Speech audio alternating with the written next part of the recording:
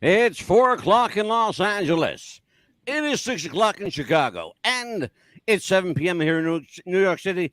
Hello, everybody. I'm Mad Dog DeCipio, joined as I am once again this week by the pain in the, by the mouth of the South, Amelia, the Pitbull Chapman. How are you, Amelia? I did good. How are you?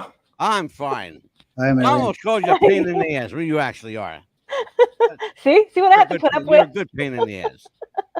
We have a very, very special guest tonight. You're going to be seeing double Depp tonight. Double trouble, Depp style. Our guest is Danny Lopez. He is factually the single most scary looking guy you'll ever see because he looks like Johnny Depp. That's frightening. When I tell you the similarities between these two guys, it's absolutely uncanny to think that he's walking around with Johnny's face. But no makeup, no surgery, no prosthetics. That's Danny Lopez. Danny, welcome to the show, Welcome my to the friend. studio. Hey, look at the show. We're going Mad to Dog, Mad forego Dog. our normal banter. Amelia and I are going to forego our normal banter tonight because that'll go 20, 30 minutes.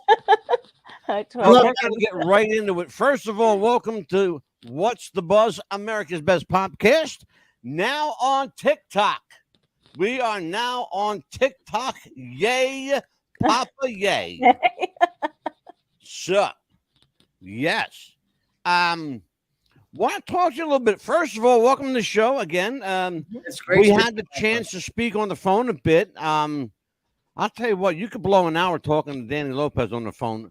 With standing on your head, you could blow an hour.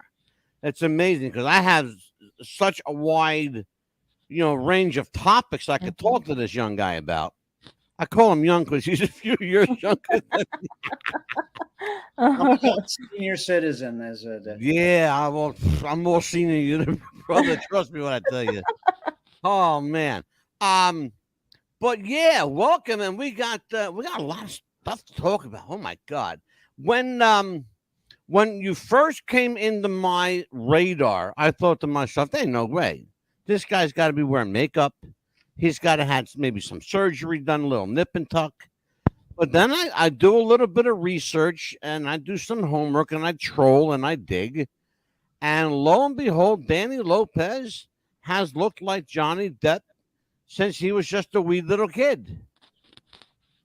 So, how did you come into this, fall into this crazy world of entertainment, celebrity impersonation? The whole bit. I mean, how did you? I know that you're a musician, but how the hell did you become an actor? Well, first of all, thank you, Mad Dog, and my girl Amelia down there in Hey. Florida. We hit it off, and Yeah. you guys are amazing people, and we've had a good time chatting with you. Wow, what a story! Where do I start? Okay, well, there's as we talk, you're going to find there's a lot of strange parallels with Mr. Depp.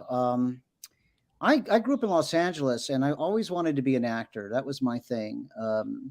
I was an actor. I studied acting. I went through high school, and I was in all the plays and did well. Always got awards, and I continued into college, which probably, in retrospect, might have not been a smart thing. In the '80s, I came up with Cruise, Matthew Broderick. I ran into Matthew Broderick, Robert Downey, Charlie Sheen, Emilio Estevez, all that '80s Brat Pack group, and I remember it's kind of interesting when I was going out on auditions, I would always be asked, "Weren't you just in here?" Or, uh, "Didn't I just see you? Aren't you?" And I said, no, there's a guy that looks like me. Now, Mad Dog, this is a great story.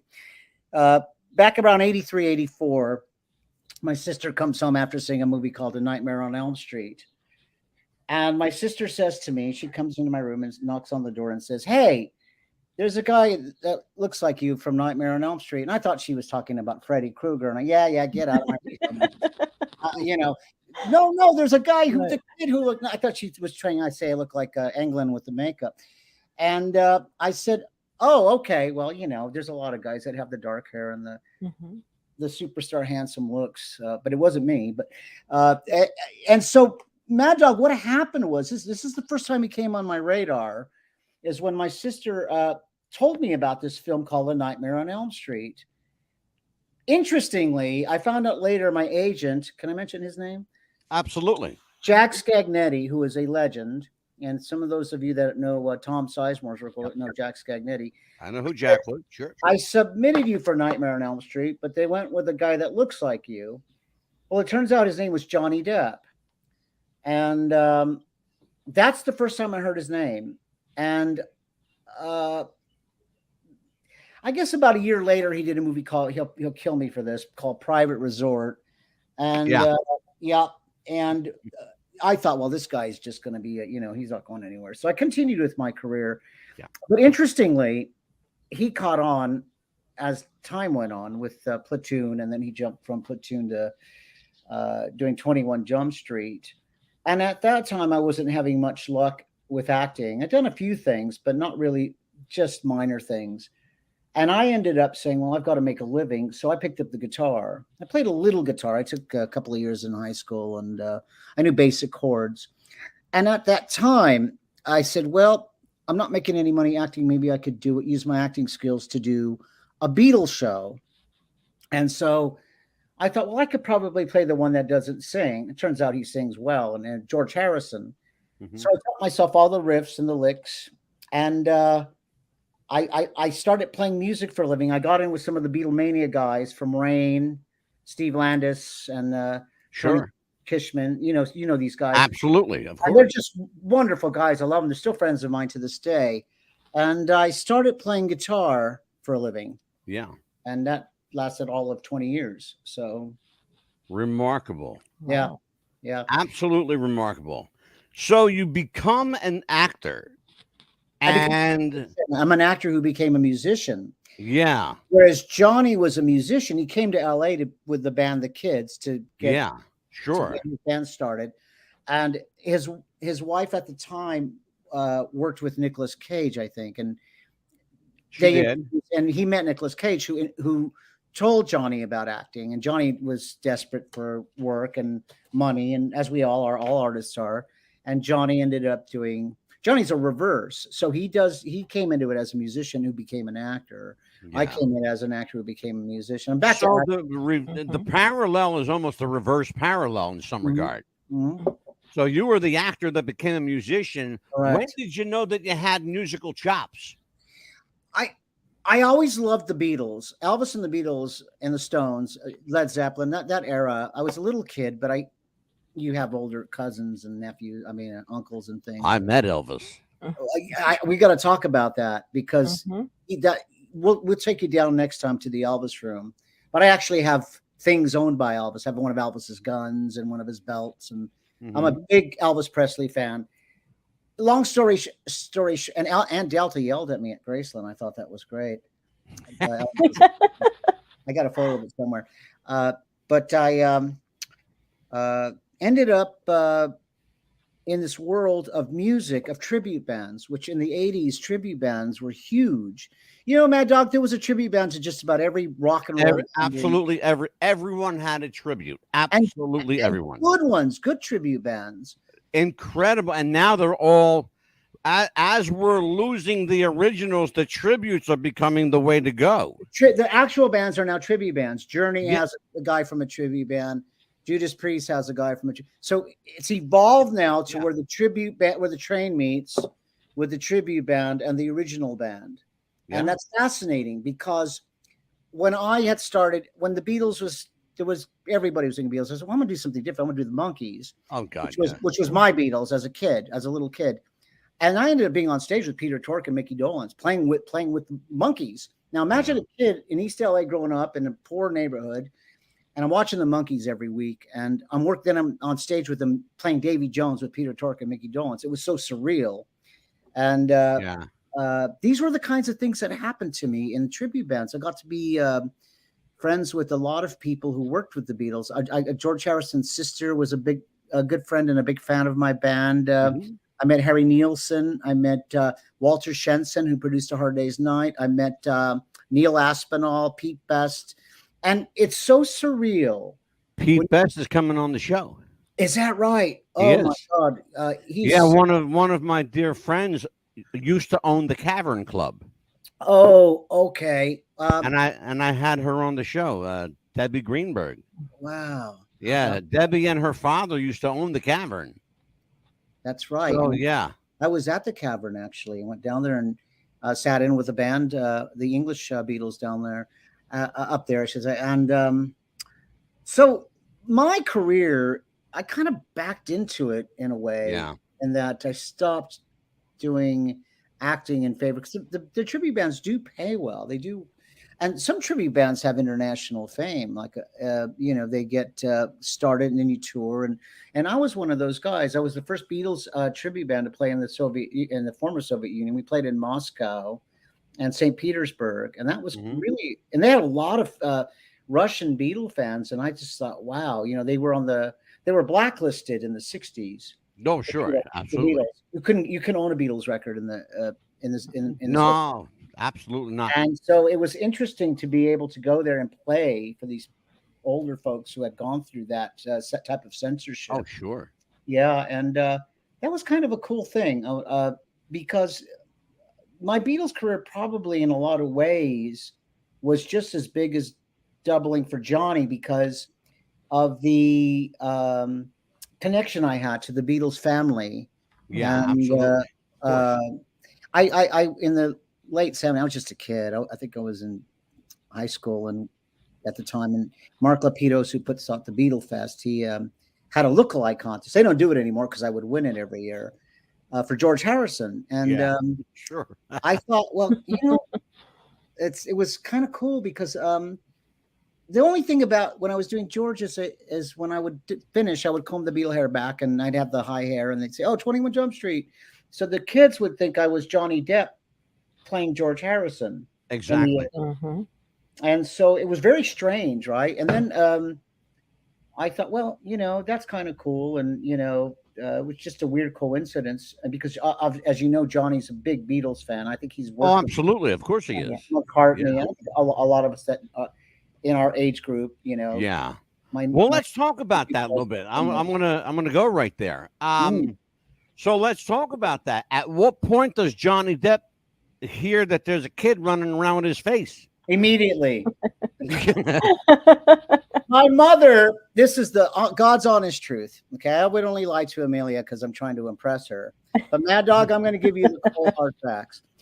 Yes, my mother went on the line, and she had some of my old headshots. Moms collect that kind of stuff. 8x10 inch that Jack Scagnetti would send out to the casting directors. So she went on and she looked up Johnny Depp 1985 and Danny Lopez 19. So our pictures came up. She put this collage together. I think Amelia and I were talking about this recently. And we look like twin brothers, like literally. Yeah. Like, I could see how characters were confused. Amelia, right? I mean, yes, very confused. Same faces, Mad Dog, but it wasn't planned. It was just coincidence. Haircuts, everything. Haircut, the earring, the whole deal, and it was just coincidence. And that was something, because I remember in 1985 when he was out. This is probably pre Private Resort even. And that my ex-girlfriend said, "Hey, there's a guy that looks like you?" And he goes, "Yeah." He goes, "He's a Cuban guy." And she and he called me Desi Arnaz.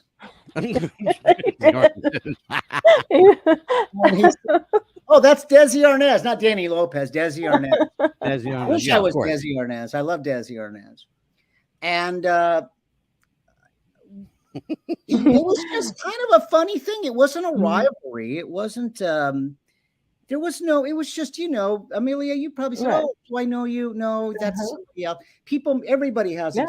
But Mad Dog looks just like a young Elvis Presley. If you're looking at Mad Dog from the side and you're blind and you're far away, he looks. And you're blind and you're far away. Sure. He looks just like it. But everybody has that.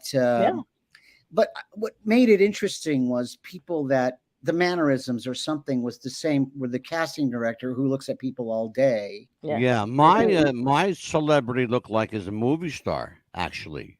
Brad Pitt? Yeah. No, the Gizmo from Gremlins. I knew it. I had a feeling. And Yeah. you used to remember Corey Feldman. He says, People hit me up for my autograph all the time. So let's talk Corey about this. Feldman, I So gotta tell Johnny you, finds out there's this guy running around with his face.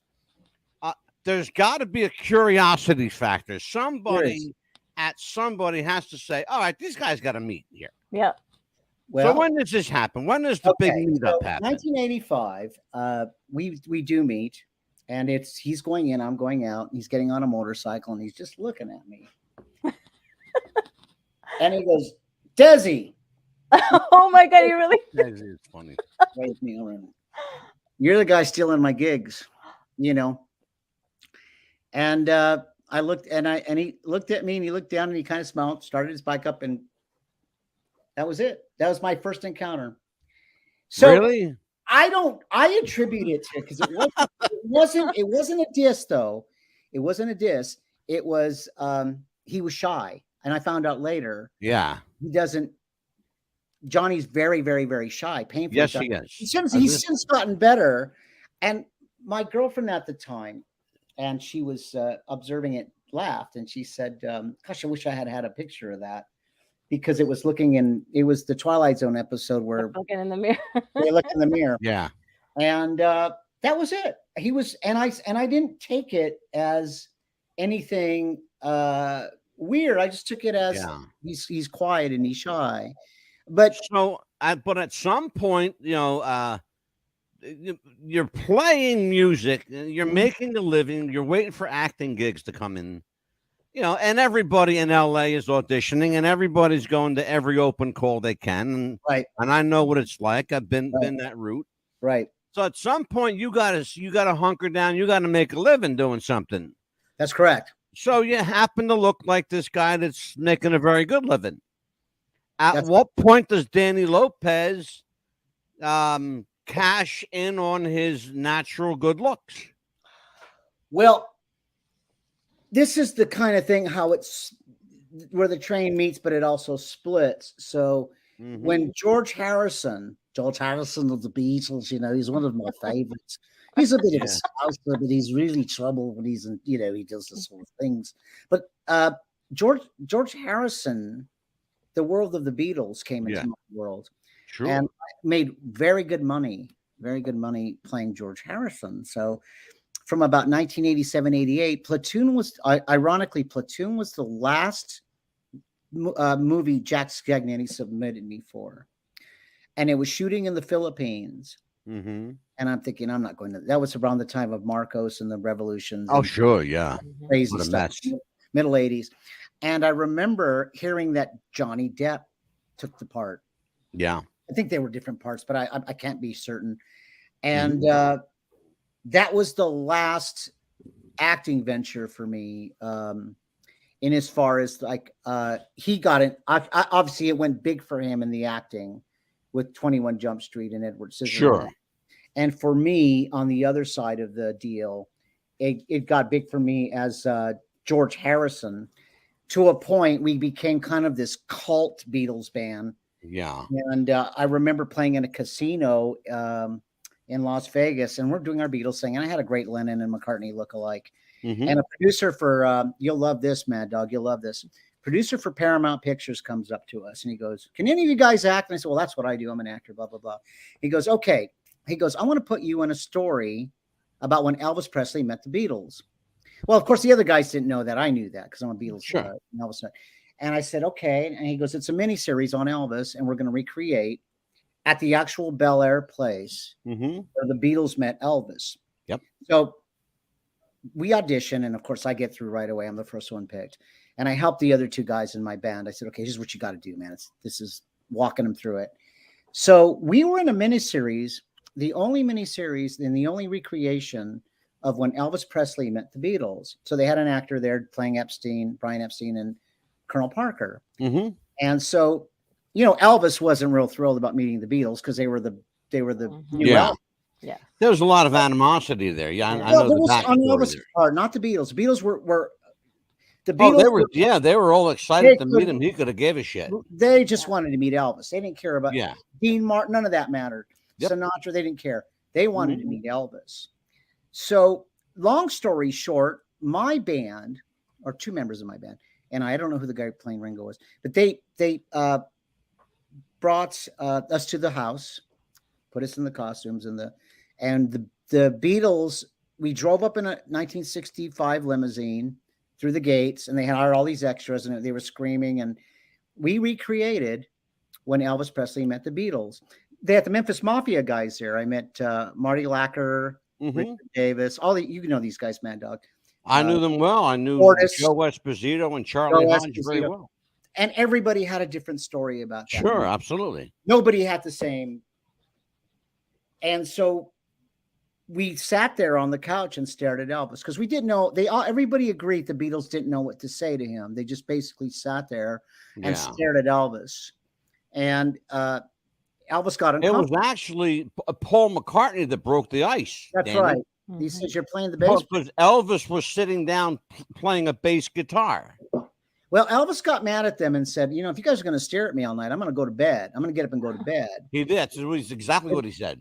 Because I thought maybe we could jam or something. And McCartney said, "Oh my God, you know," and he mentioned Elvis playing the bass. Now some say that they did jam, that the Beatles jammed Matchbox and one other Carl Perkins song, that there was a jam. Now the Beatles, it's hazy and everything, but we recreated. Yeah. There wasn't, for the record, there was never a jam. Never a jam. No. But we recreated a jam, and it's on YouTube. Sure. It's called Elvis Presley Meets the Beatles. If anybody wants to see it, I'm Harrison in it, and there were scenes cut. There was the scenes out where George is asking for reefer, asking the Memphis Mafia guys for reefer, and the Beatles had never seen a color TV set in a remote control. That one I got from Fortis, and it sounded like that they hadn't seen it before, a remote control in a color. Right.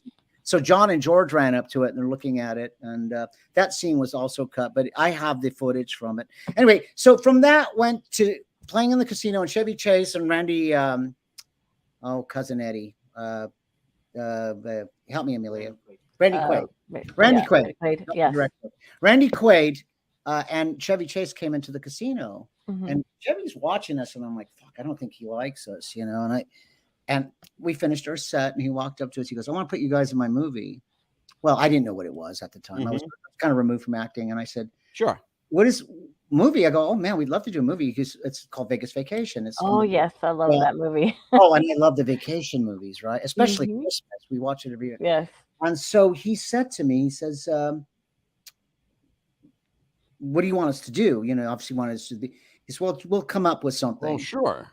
And so when you watch the movie Vegas Vacation, there's a scene where Audrey goes to party with cousin Eddie's daughter. Yeah. Oh, yes. And I dated her briefly. She's a great girl. And we are the Beatles in the back of this pickup truck, just basically our Beatles faces and partying at the what do they call it? The cemetery for the dead Vegas signs. Yeah. Oh, yes. I remember that.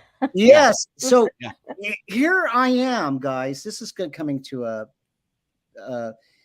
story where it ends, and where I am basically being thrown back into acting via the Beatles show.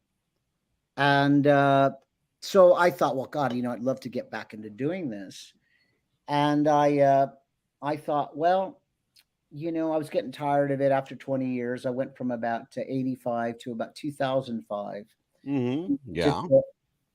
Goatee and I wear glasses anyway, and the hair grew the hair out. And then I got myself a few props and said, okay, let's do this sort of thing, you know. So, and you know, the earring doing Johnny Depp. So I thought, I wonder if I could make money as a celebrity impersonator. Absolutely. Oh, yes. Right?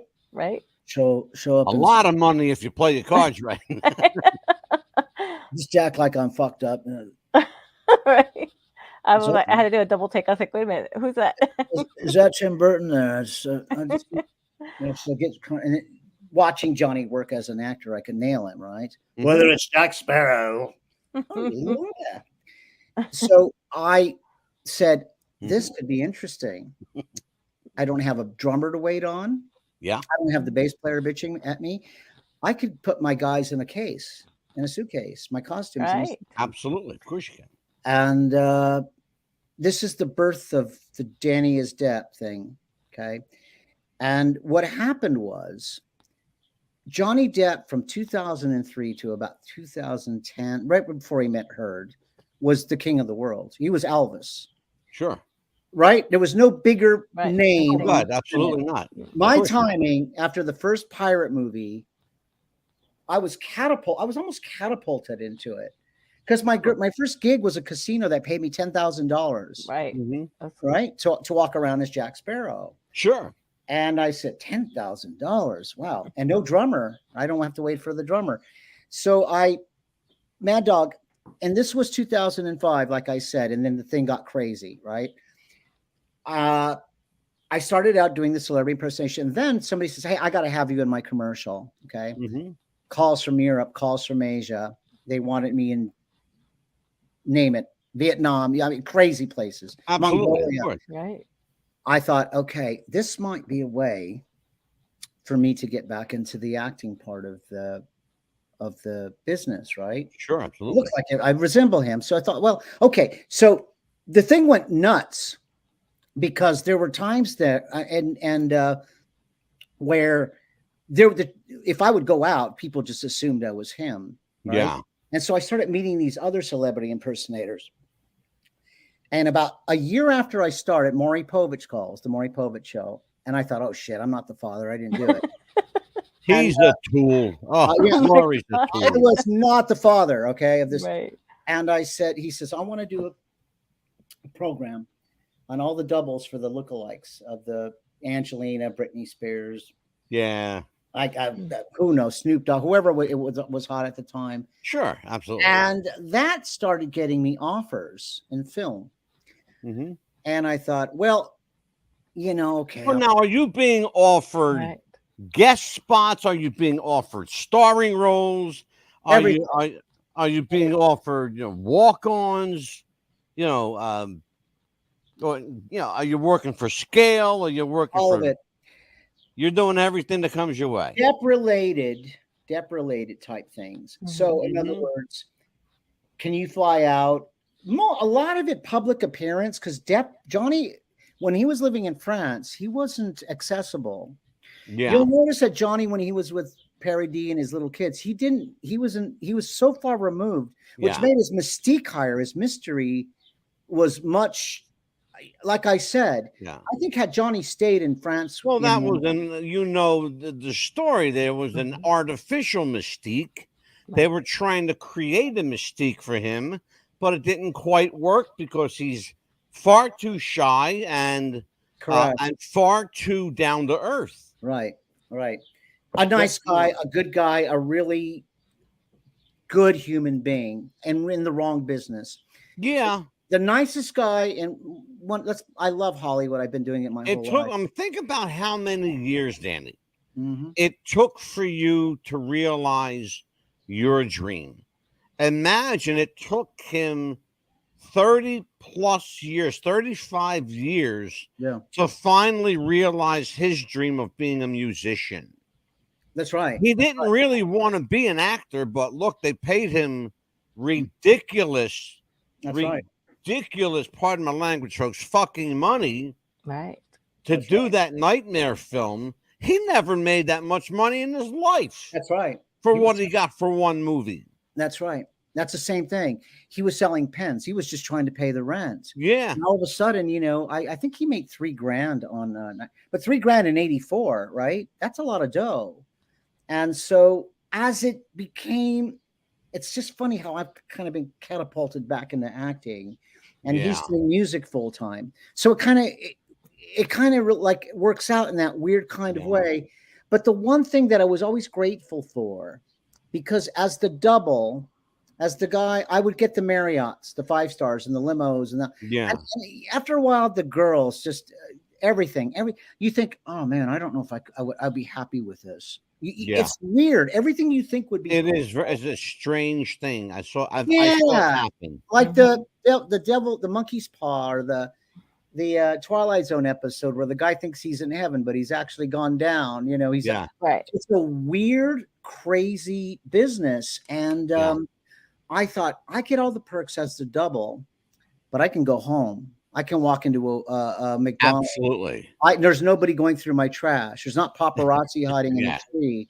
And exactly right. And I would see when I was dressed up and paparazzi hiding and following us and jumping on the hood of the car or trying to get a reaction, Yeah.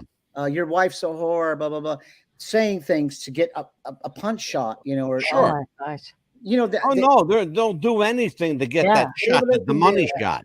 And you're a human being, right? Yeah, it's the money shot.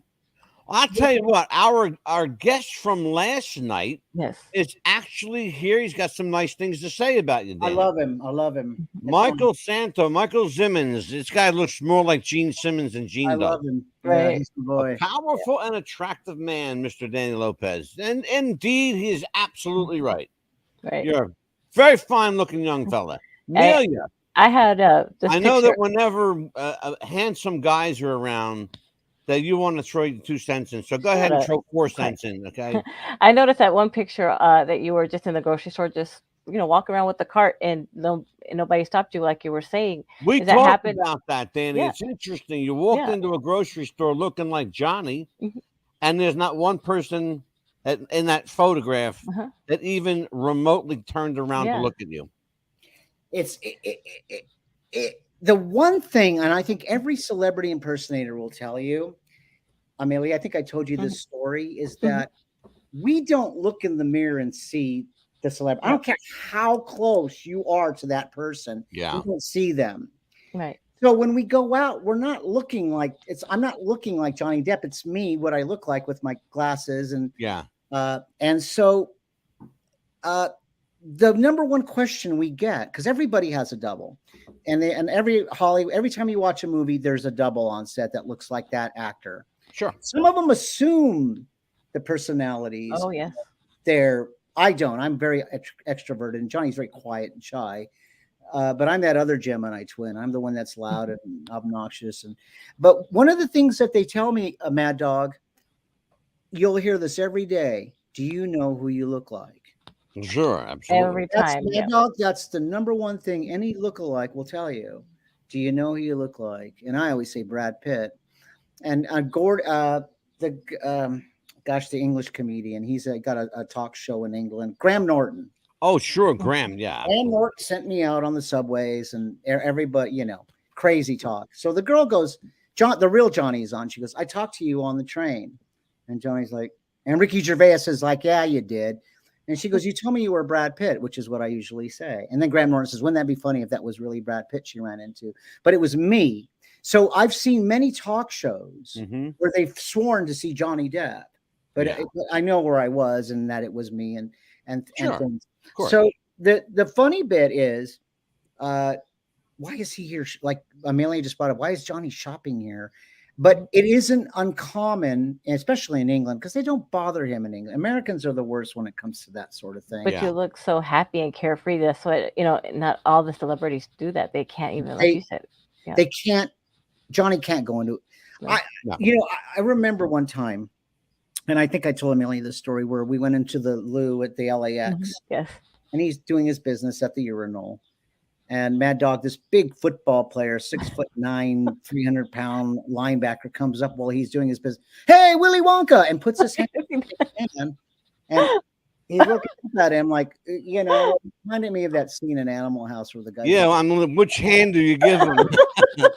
Yeah, where the mitt comes out, right? And I thought to myself, this guy can't take a leak. Yeah, you know what I mean? Yeah. This is an interesting thing because in the same bathroom is Marv Levy, the old coach of the Buffalo Bills. Yeah. That Dog might know him. I don't know, Bailey, if you would know him, but he was a coach and he was absolutely, of course.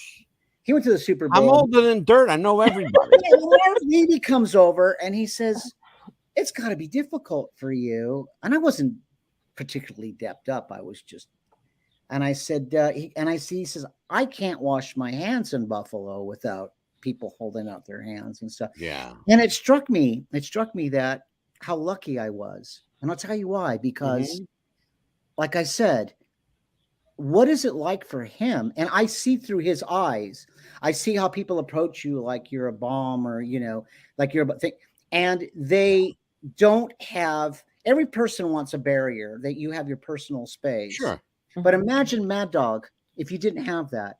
If somebody bought your DVD and they're in your living room and they feel like they know you, so they come up and they start touching you, Mad Dog, you know, and I mean, some of these women, it's all right, but I mean, I'm talking about people invading your private space. Right, Yeah, exactly. I actually understand that. You know, I spoke to you off camera before we started the show and mentioned to you that I spent 25 years in pro wrestling. Well, I was quite a big deal in pro wrestling. Right.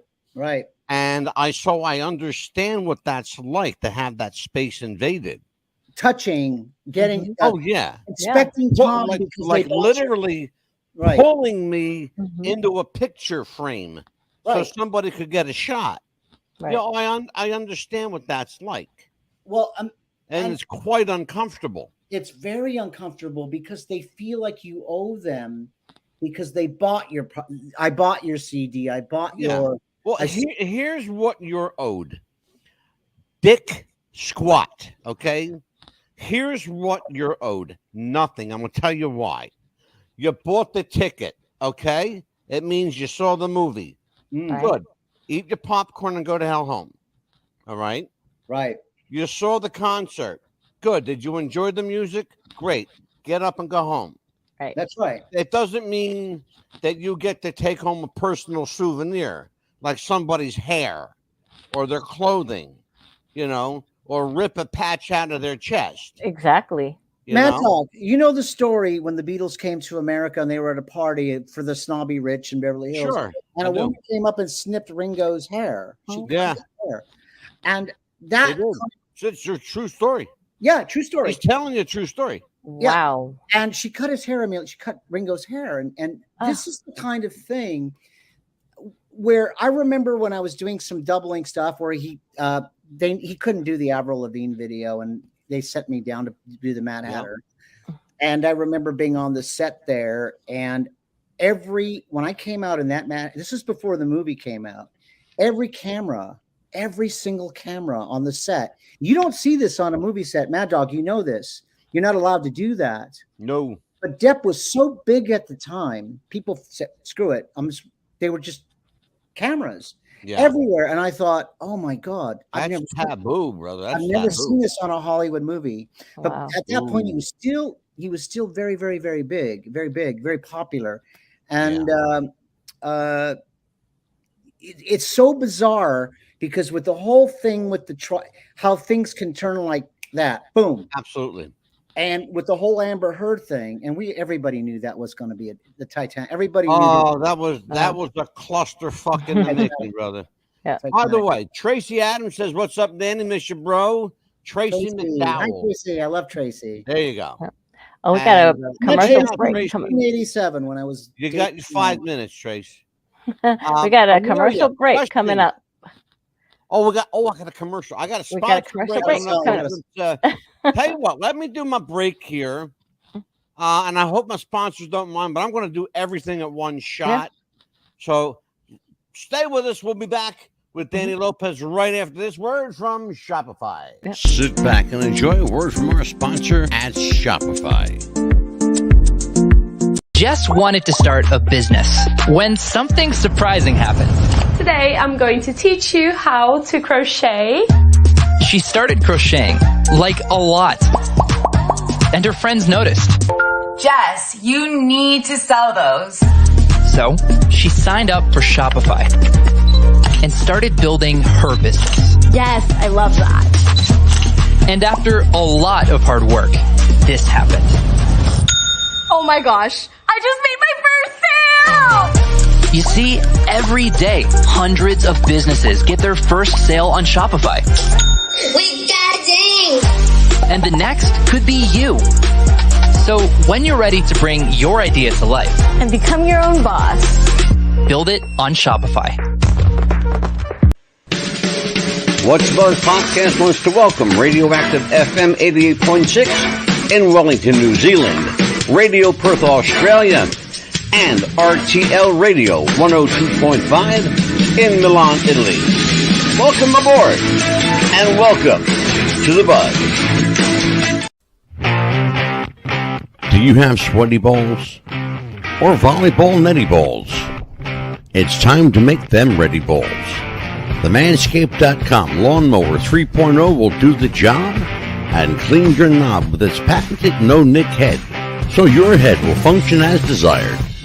Enter promo code Wrestling Future for a generous 20% discount. That's enter Wrestling Future for a 20% discount. Manscaped.com and Wrestling with the Future, going balls to the walls with Manscaped.com and the Lawnmower 3.0. Your balls will thank you, and so will we.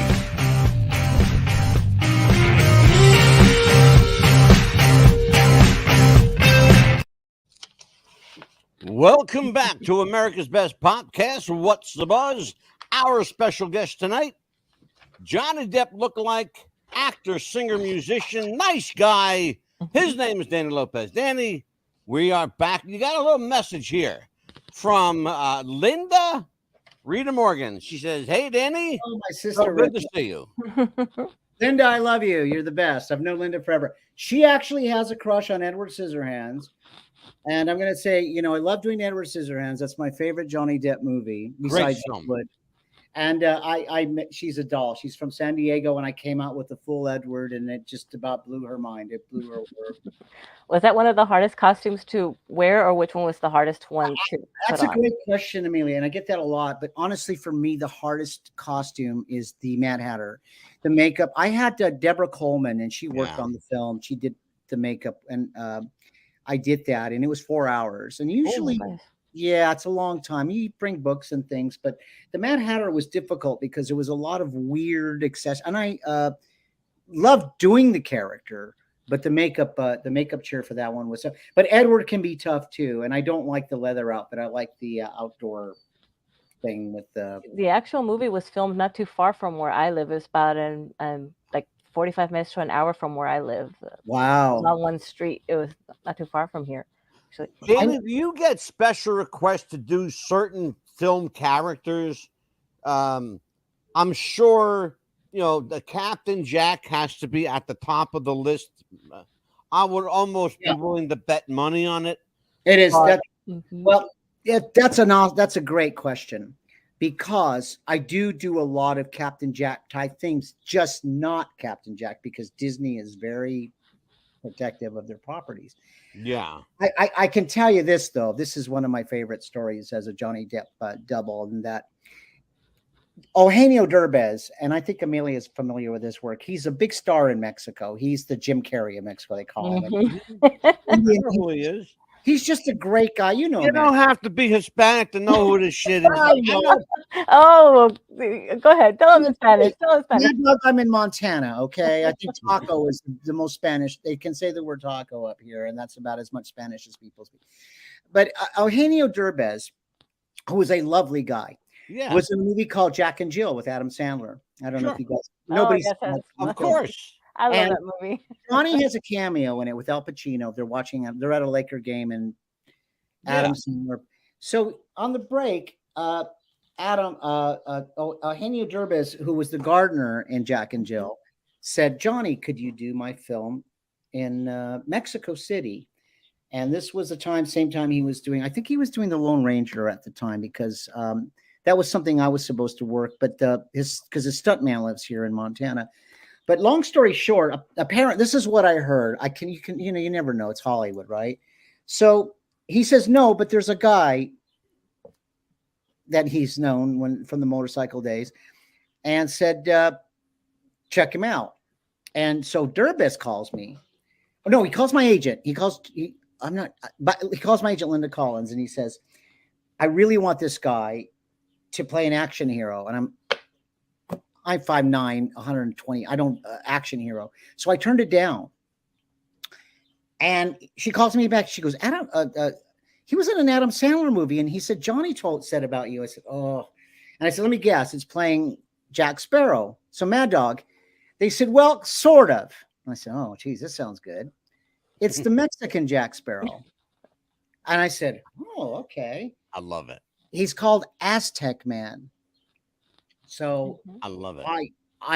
I said, look, I'm not an action guy. I said, I can do this character, Aztec Man, and I can get enough Spanish in. So it turns out to be this film called Instructions Not Included, Mm-hmm. which was the biggest Spanish-speaking, English-speaking movie in history. It's number one. It's the top movie for Spanish-speaking. It made $100 million in the States, so it did well. And I hope they give you a few dollars.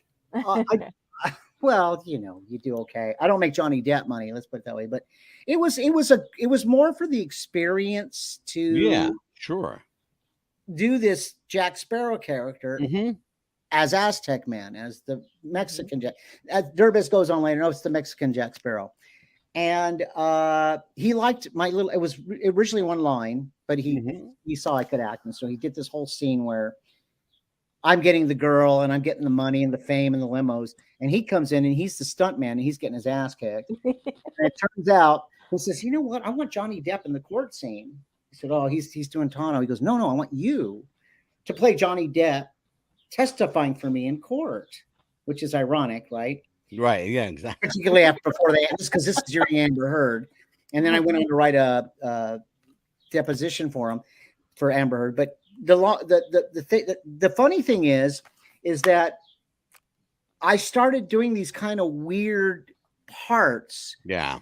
And a guy in England by the name of Richard Driscoll, director, says, I want this guy, but I don't want Johnny Depp. I want him to do his own thing. And this was a movie with a lot of great actors. It was Daryl Hannah, Michael Madsen, Patrick Bergen from Sleeping with the Enemy. A lot of top. David Carradine's. Peter O'Toole was in it. My mother's like, "Oh, you got to do this. Doesn't matter what it is." Yeah. So I get this character part. It was a sheriff deputy in a movie called El Dorado. It's on. Oh God, yeah. You can stream it. It's on. Yeah. And I played the character. I know the film. Mm-hmm. Yeah. Well, Mad Dog. So he's like, I played it straight. I didn't do Johnny. And he goes, no. He goes, I want you to make it big. What? So I mean, and he kept making me bigger. So the character's kind of crazy. Yeah. It turns out in the reviews, people singled me out in a movie with Daryl Hannah, Patrick Bergen, Michael Madsen, David Carradine, Peter O'Toole. And I thought, whoa, this is a great break. And it started leading to other parts, non-Johnny parts. Yeah. And I just finished up a film with Richard, and it's called LA Takedown, and it just happens to be Tom Sizemore's last film, or one of his last films, because we have the same manager and Charles Lago. And so he gave me it's kind of a Joe Pesci, Steve Buscemi kind of character. I mean, I still look like myself, but I'm not playing Johnny at all. It's so far in well, I have a question in that regard. Sure. When you're playing Danny Lopez, or when Danny Lopez is playing a character, how do you demystify yourself from the Johnny Depp persona, because it is such an intrinsic part of who you are?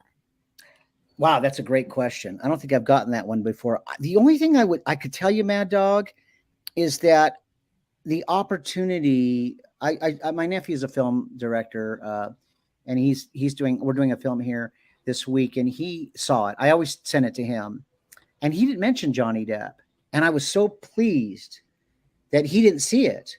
And you know, he can tell when they're one, but so even though there's that weird, just the physical, I took this thing. I said, well, this is not going to be a Johnny Depp character or a Johnny Depp part. And I did this, and we did another film for Shudder Network called Necromonicon. I think it's on Amazon Prime as well. It'll be on my website when I give the information out. But well, I did kind of the same thing, Mad Dog, where if you intentionally try not to be Johnny, you become Johnny, right? Yeah. When you try to disguise yourself, they're going, oh, that's John. They think you're almost. And what you're saying is that you almost, it looks like you're trying too hard. Correct. Because that's what celebrities will do, though. Yeah. You know, I'll tell you what, you mentioned film. I know that you are a film historian, a movie buff. You're a collector. Take me around your home. I'm going to put you on the spot here. Take me around your home. I want to see what you got. Let's see what boy. you got. Oh, before we do that, Well, that's a request. Linda Rita Morgan says instruction not included was an awesome movie. Absolutely loved it. Look, if it's got Linda Rita Morgan's stamp of approval, Genius. She's like the Siskel and Ebert in this house. So there you go, kid. Was there a movie that you are glad you turned down? The movie I turned down. No, I didn't. Was there a movie you were glad that you turned down? Yes. Oh my God, what a great question that is. Okay. During and after the trial. Okay. Now, mind you, I probably lost tens of thousands of dollars when the Amber Heard thing. I mean, you go as your star goes when you're a celebrity lookalike. And I just couldn't get anything going in Hollywood. Brother, if not to interrupt you, but I got to tell you something. If you were smart and you had the right kind of publicist, like publicist Mad Dog, we would have cleaned up. Are you shitting me? I'm in. We would have cleaned up. Well, I would have had you all over the outside of that damn courtroom. Are you shitting me? I will tell you this, Mad Dog. Please. I got, oh my God, the whole Amber Heard thing. It was so strange because could have made you some real money, brother. I could have probably, or it put me in jail. One of the two. I would have been. But you would have had enough to bail yourself. To bail myself. Right?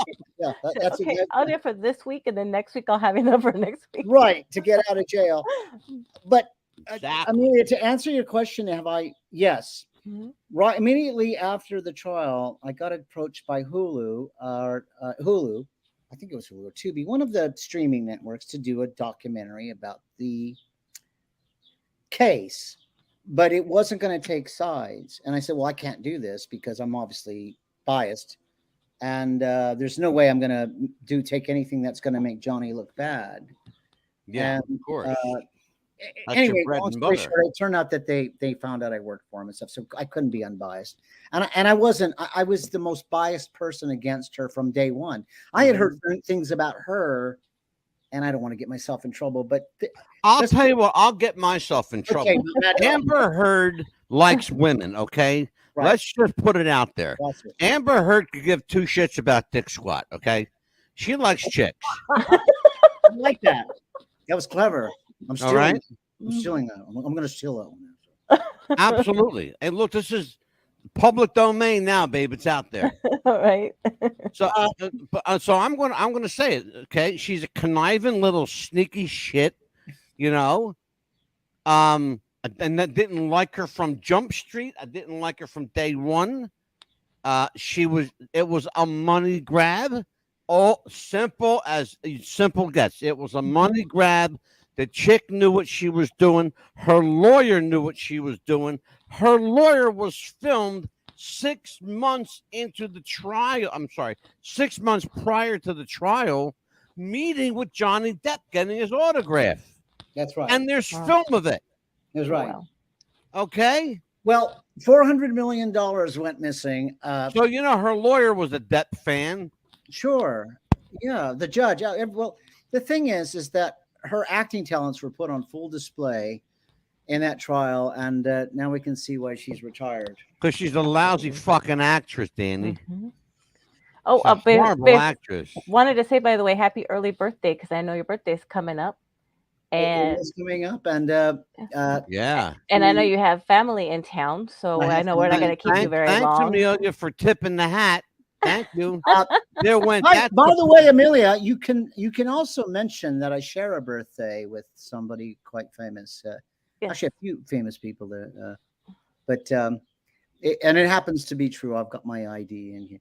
But one of the interesting things is that I think some people have probably thought it was a publicity thing, but we actually do share the same birthday. Yeah. Yes. And, That's legit. Absolutely. here's an It is. interesting parallel too that I hadn't brought up, but I had pulled my Johnny Depp 20 years ago. I met a girl 20 years my junior, and got married to her, tall, beautiful, blonde woman, and I lost my house. Never marry a blonde or trouble. Tall, They're beautiful, trouble. and she liked girls, and she was a lot like Who, Amber? Yeah. Yeah, Amber. Yeah, Yeah. Amber Heard. And then I Yeah. went on to date some real crazies. I dated Britney Spears' double, and which Orlando Bloom walked into the restaurant and saw. He thought he was being punked. He says, "What's Johnny having lunch with Britney Spears for?" And Orlando, of course, thought Johnny was having lunch with Britney Spears. But I met a beautiful young lady who was the double for Johnny's first, major relationship, Vanessa Paradis. Mm-hmm. So aside from that whole thing of weird things, Clara and I became a couple, and we've been together almost as long as Johnny and Vanessa. So I thought that was kind of cool. On how that happened, they brought us together, and shortly after they split up, which was I thought was but that's one of those interesting things in life, where you don't know what's going to happen, and it's fate, like you said, Mad Dog. Fate, right? Fate. Absolutely. And fate has interesting things in life, and I am very, very, very, very lucky and very blessed.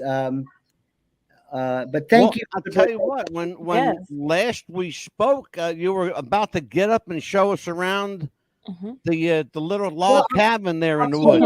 I'm going to promise this to you on camera. We're going to do that when I clean my house. Yeah. And we're going to take you guys around the museum because it's a mess downstairs. So I got 8 people here from LA.